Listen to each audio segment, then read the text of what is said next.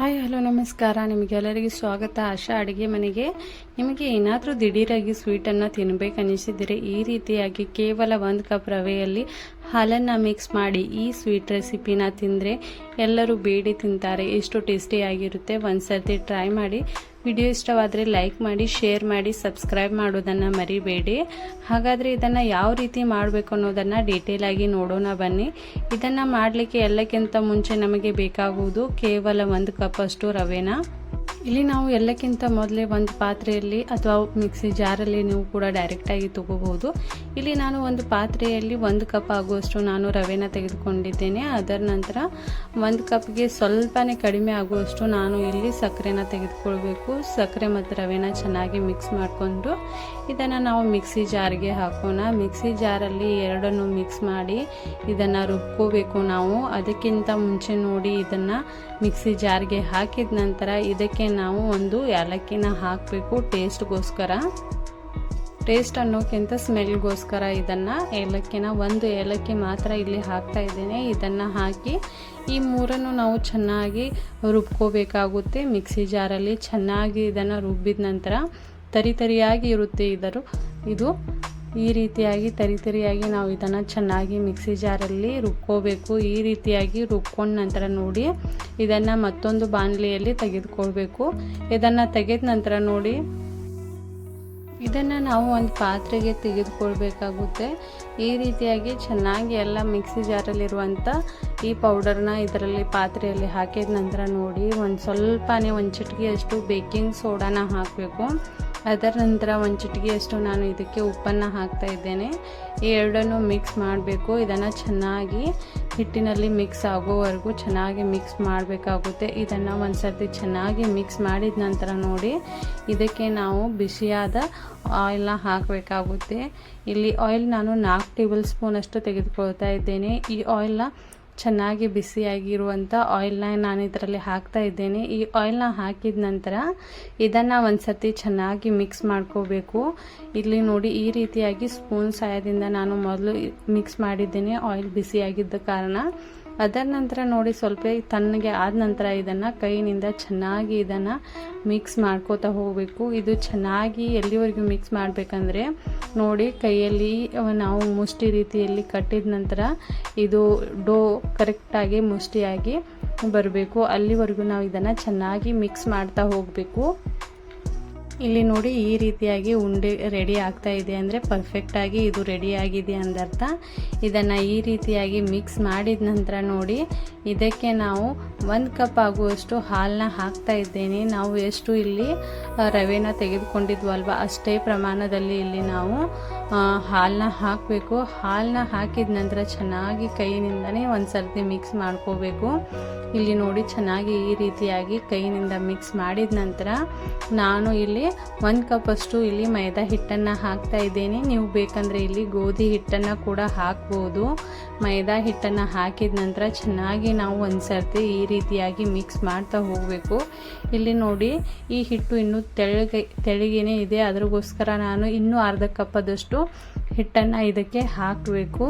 ಈ ರೀತಿಯಾಗಿ ನಾವು ಮಿಕ್ಸ್ ಮಾಡ್ತಾ ಹೋಗಬೇಕು. ಇಲ್ಲಿ ಇನ್ನೂ ಅರ್ಧ ಕಪ್ಪದಷ್ಟು ನಾನು ಹಿಟ್ಟನ್ನು ಹಾಕಿ ಮಿಕ್ಸ್ ಮಾಡ್ತಾ ಇದ್ದೇನೆ. ಇಲ್ಲಿ ನೋಡ್ಬೋದು ಇದು ಎಷ್ಟು ಥಿಕ್ ಆಗಿರಬೇಕಂದ್ರೆ ನಾನು ಇಲ್ಲಿ ನಿಮಗೆ ಕರೆಕ್ಟಾಗಿ ತೋರಿಸ್ತೀನಿ. ನೋಡ್ಬೋದು ಈ ರೀತಿ ಕೈನಿಂದ ಮಿಕ್ಸ್ ಮಾಡ್ತಾ ಹೋಗಬೇಕು. ಇಲ್ಲಿ ನನಗೆ ಇನ್ನೂ ಸ್ವಲ್ಪ ತಿಳುವಾಗಿ ಇದೆಯಾ ಅಂತ ಅನಿಸ್ತಾ ಇದೆ. ಅದಕ್ಕೋಸ್ಕರ ನಾನು ಇಲ್ಲಿ ಇನ್ನೂ 2 ಟೇಬಲ್ ಸ್ಪೂನ್ ಅಷ್ಟು ನಾನು ಮೈದಾ ಹಿಟ್ಟನ್ನು ಹಾಕಿ ಮಿಕ್ಸ್ ಮಾಡ್ತಾ ಇದ್ದೇನೆ.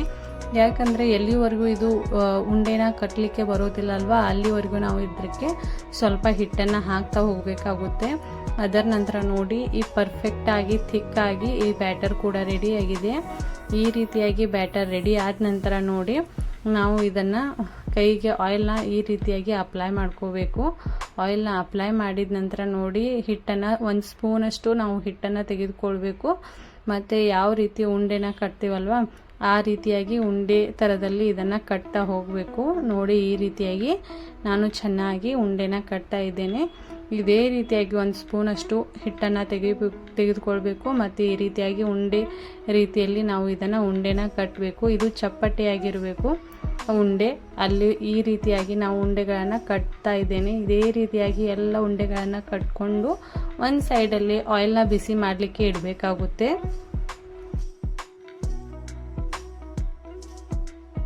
ನಿಮಗೆ ಏನಾದರೂ ಈ ಉಂಡೆಗಳು ಕಟ್ಟಲಿಕ್ಕೆ ಸ್ವಲ್ಪ ಪ್ರಾಬ್ಲಮ್ ಆಗ್ತಾ ಇದೆ ಅಂದರೆ ಇನ್ನೂ ಸ್ವಲ್ಪ ಹಿಟ್ಟನ್ನು ಹಾಕಿ ಇದನ್ನು ನೀವು ಈ ರೀತಿಯಾಗಿ ಉಂಡೆಗಳ ರೀತಿಯಲ್ಲಿ ಮಾಡ್ಕೋಬೋದು. ಅದರ ನಂತರ ನೋಡಿ ಚೆನ್ನಾಗಿ ಆಯಿಲ್ ಬಿಸಿ ಆದ ನಂತರ ನಾವು ಈ ರೀತಿಯಾಗಿ ಉಂಡೆಗಳನ್ನ ಹಾಕಬೇಕಾಗುತ್ತೆ.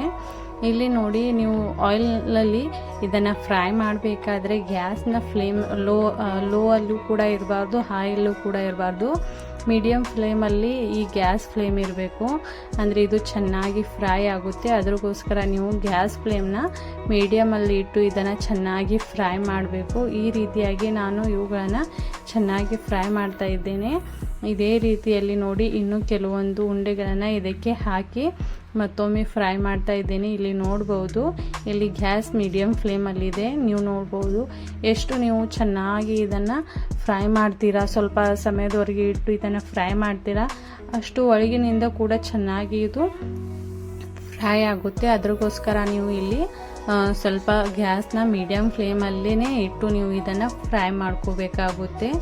ಈ ರೀತಿಯಾಗಿ ಸ್ವಲ್ಪ ಇದರ ಕಲರ್ ಚೇಂಜ್ ಆಗ್ತಾ ಹೋದಾಗೆ ನೀವು ಇದನ್ನು ಈ ರೀತಿಯಾಗಿ ಇದನ್ನು ಉಲ್ಟಾ ಪಲ್ಟಾ ಮಾಡ್ತಾ ಇದನ್ನು ಫ್ರೈ ಮಾಡಬೇಕಾಗುತ್ತೆ. ಇಲ್ಲಿ ನೋಡಿ ಇದೇ ರೀತಿಯಾಗಿ ನಾನು ಇದನ್ನು ಚೆನ್ನಾಗಿ ಎರಡು ಕಡೆಯಿಂದ ಫ್ರೈ ಮಾಡ್ತಾ ಇದ್ದೇನೆ. ಇದನ್ನು ಫ್ರೈ ಮಾಡಲಿಕ್ಕೆ ಸ್ವಲ್ಪ ಸಮಯ ಬೇಕಾಗುತ್ತೆ, ಆದರೆ ತುಂಬಾ ಟೇಸ್ಟಿಯಾಗಿರುತ್ತೆ.